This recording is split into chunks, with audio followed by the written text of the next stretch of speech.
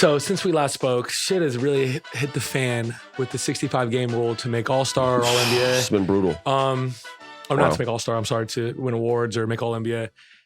Joel Embiid definitely looked like he was hurt. He heard all the Jokic noise. He was ducking Jokic. It seems like he went out there and kind of forced it a little bit against the Warriors, right? Yes. You saw the result. Obviously, that's because of the rule that they put out there. Otherwise, he would have missed that game 100%. Do you, and now, I know it came out yesterday that he might have torn his meniscus, and then Shams, right before we went on, said it might not be a tear. So hopefully it's not, and he's healthy, and he can get back to playing. That, and you add the Tyrese Halliburton portion where he might miss $40 million if he's not all NBA this year, and he's been missing a lot of games, but he had that slip. It was a legit injury.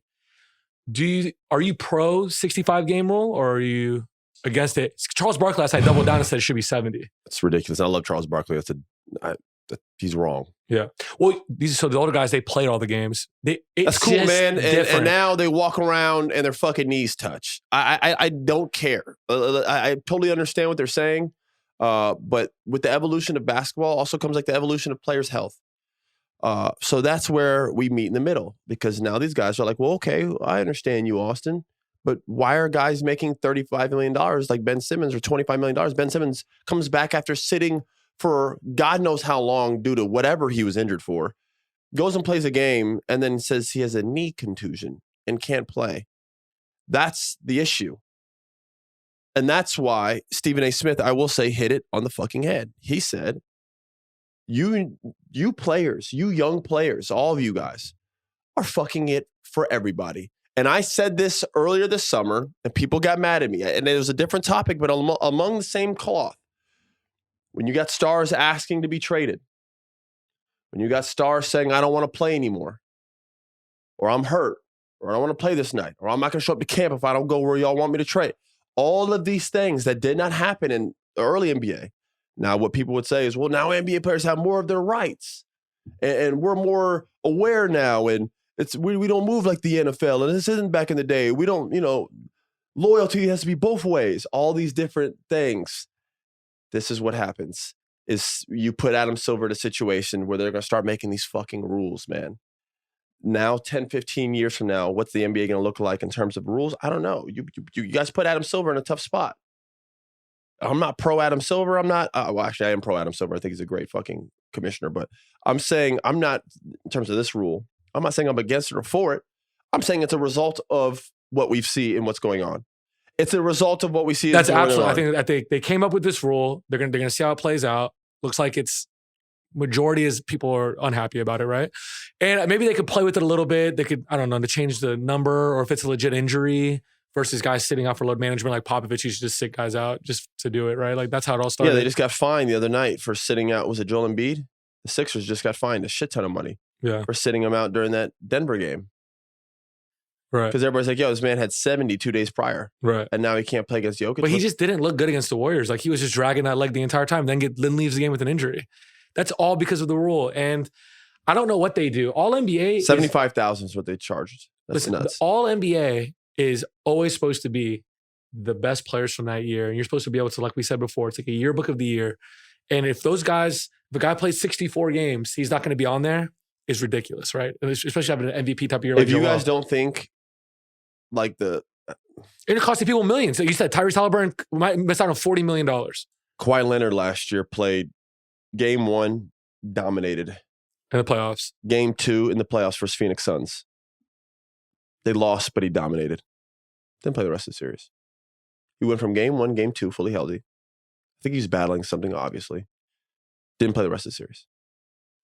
We've had years of Kawhi doing this. He's also had real injuries. So let me say that first. But we've had years of him sitting. We've had years of Paul George sitting games. Again, both of them have had valid injuries, but on some nights, you can question things. When I see you play on Wednesday and you don't play on Friday, but you play Sunday, that tells me you could have played Friday. You understand what I'm saying? It's not always the player's fault, though. Teams hold people back. I didn't say it was, but this is a result. It's everyone, bro. This isn't just the player's fault. There's a lot of hands that go into this. But then you're going to have teams preventing guys from making money from all NBA or not making awards. That's why this rule is causing what it's causing right now. We're seeing a little bit of controversy, especially if it's costing players millions and millions. Not to mention MVP, all types of awards that go along with this. it's causing all of this. And this is a thing where, like, as a league, we're taking money, or are we finding new ways of taking money out of guys' pockets? Yeah. Taking awards away from guys? Like, Joel Embiid is a guy who carries his team every night. The workload on his shoulders is above and beyond anybody else's in the NBA. Is it not fair to say that he probably is dealing with something right now? And he's probably banged up, playing every single night, getting the ball. Every goddamn play, he goes down the court. He calls for the ball. They give him the ball. He's got to be exhausted. He probably is. If usage rates are higher than they've ever been, then they're going to have more wear and tear. Yeah. Like, I understand the 90s, they played every game. They also played at a pace. The goddamn, I could walk backwards. I need to ask you this. Like, fucking walking up the court, ball goes here, ball goes there. That's what I wanted to ask you. Ball goes there. They have the ball for 22 seconds. They end up shooting a mid-range jump shot with a guy defending them 5 feet off them. We're playing at an NBA pace where guys are running up and down, colliding into each other. No, it's not as physical, but the game is much more at a faster pace. And the athletes, the people are just more athletic. If a guy, I want to ask you this because you're a basketball player and you obviously know better about this than I ever will. If the guys back then were just, it's obvious, very obvious, they were less athletic, right? And you're doing crazier things now with your body. You're jumping, you have the 40-inch vertical leaps and people flying around and Euro stepping and turning and doing things with their body. Isn't that way different and more of a risk of injury than guys that just straight line drive and what they were playing like back in the day? Yeah, it's just different, man. We're contorting our bodies in different ways. Even with the crossover moves that we do, the every movement of our body, we're pushing the limits. The evolution of the game continues to grow. Yeah. Michael Jordan did an up and under, and people thought they didn't know what the hell was going on. Julius Erving was the only other guy. I mean, these are things. Again, the game has just evolved. The pace of the game has evolved. The travel is easier now, but because we're all over the place. We've extended how many games are in the playoffs. It used to be best of 5. Now it's best of 7. The responsibility of players, whether it's social media, mental fatigue, media in general, popularity, fame. I know people laugh at all these things, but everything has trended upwards. So it's only right that sometimes, whether it's mentally, physically, some of these guys are going to break down or have times where they might not have their best. I'm not saying they shouldn't be playing games. If you're healthy, you should be playing fucking games. You get paid too much. Right.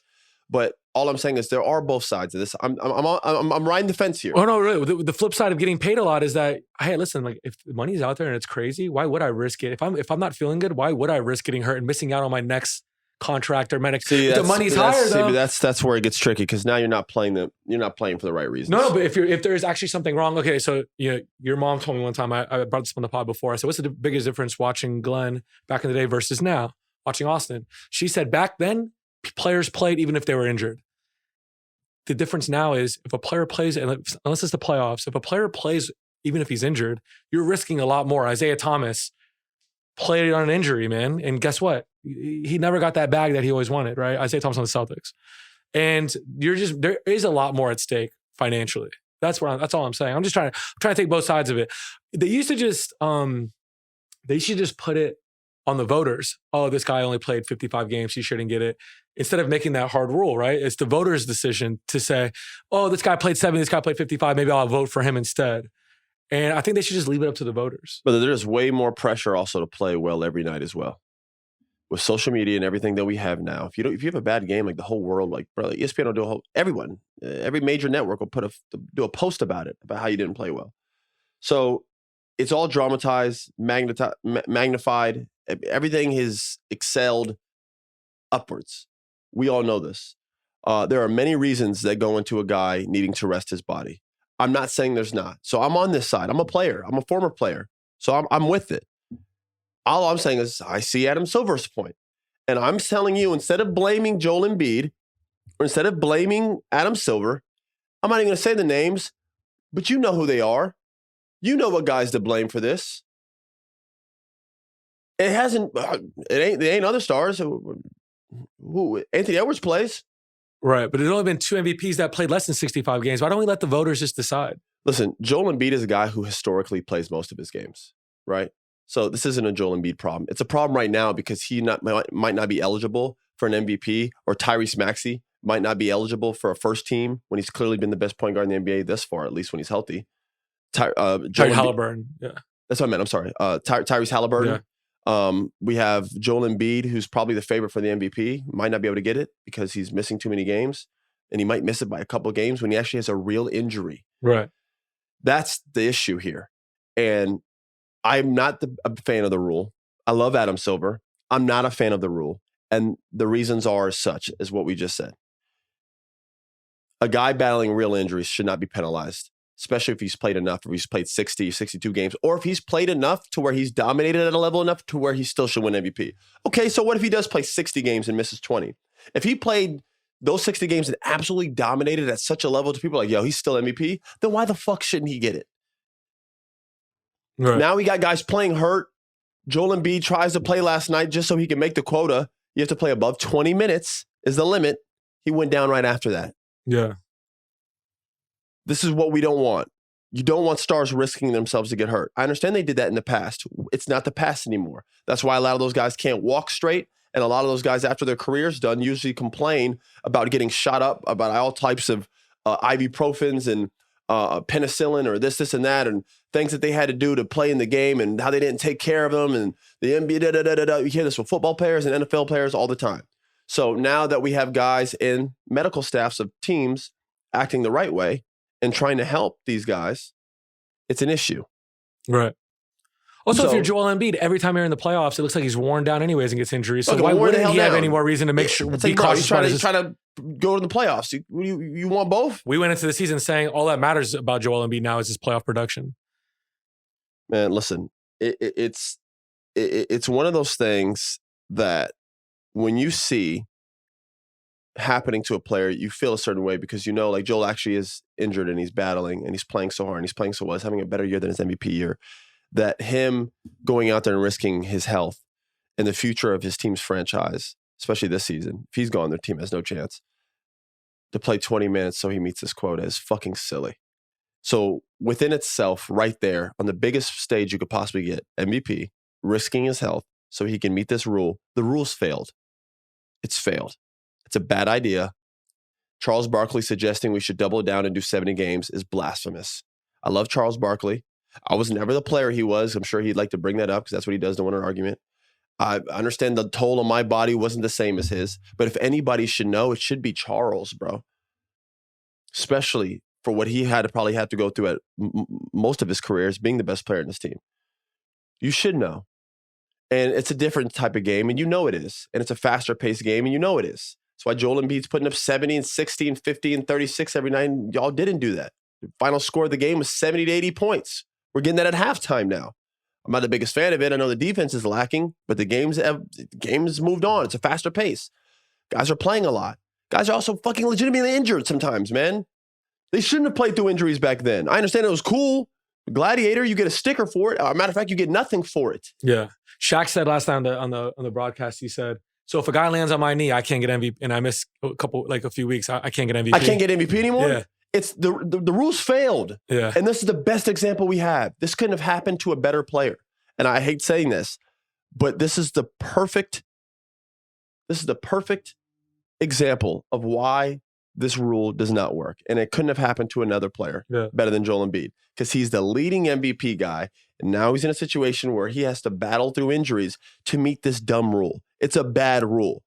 So is the real answer maybe less regular season games? I don't know what the answer is. The rule's not it. This rule that Adam Silver's put in place is not the correct rule. I don't agree with it, and clearly no one else does either.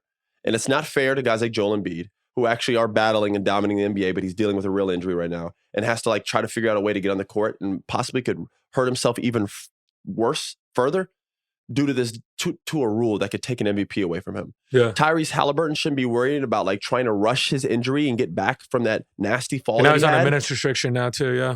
So he can get first team All-NBA, which would make him $20, $30 million, whatever it is, $10 million. And what you're going to get is a worse product in the playoffs. What if Tyrese Halliburton never fully heals? Yeah. Because he's rushing and trying to play these games. So and in the playoffs, you want to see the Pacers go up and down. Ironically, this rule that's been in place could cause more injuries. Yeah. That's how ironic. That's the irony in this is comedy. Yeah. You want to penalize guys for sitting out games. So, but then if a guy's really hurt, he might rush back so he meets the quota, which could further hurt him even more. And we're still questioning and possibly penalizing guys taking money out their pocket that they got paid, that they earned. Tyrese Halliburton has the right to get that money that he's going to get this summer. Yeah. Now he can't get it because he didn't make a certain amount of games. Bro, this shit's silly. The rule does not work. I don't agree with the rule, and quite frankly, no one does except some old heads who can't relate to this game and quite frankly are frustrated. Yeah. The only person that's going to be like cool is like Mikal Bridges, who just doesn't miss a game. He's going to be like, the rule doesn't affect me at all. The Chipotle diet's undefeated. That guy's a tank. I don't know what he's made out of. But doesn't miss games and it's all Chipotle. My thing is, the rule doesn't work. It's not correct. It's not right. It's not right. It's not right.